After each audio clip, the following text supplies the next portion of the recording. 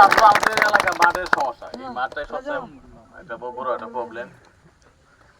আর কোনো ছাত্র বা ছাত্রীর যদি কেউ কোনো সমস্যা হয়, বই বা গাইড থেকে শুরু করে, ঠিক আছে, আমি আগে থেকেই সামাজিক উন্নয়নমূলক কাজ আগে থেকেই করি। তোমরা সবাই জানো, আমার ছাত্র যারা তোমরা দেখছো, ঠিক আছে।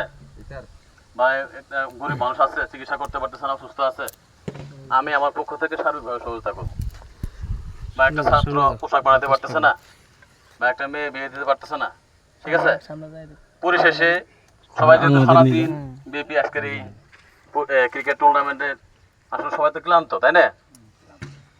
তাই পরিশেষে সবার সুস্বাস্থ্য দীর্ঘ কামনা করে আমি আমার সংক্ষিপ্ত বক্তব্য শেষ করছি।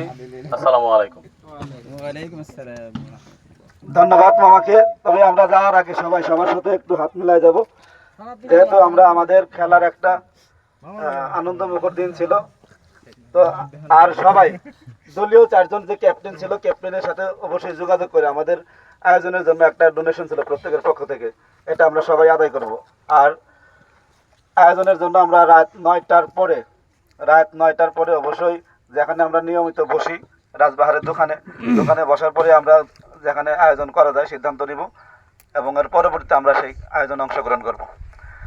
উভয় পক্ষ আজকে যারা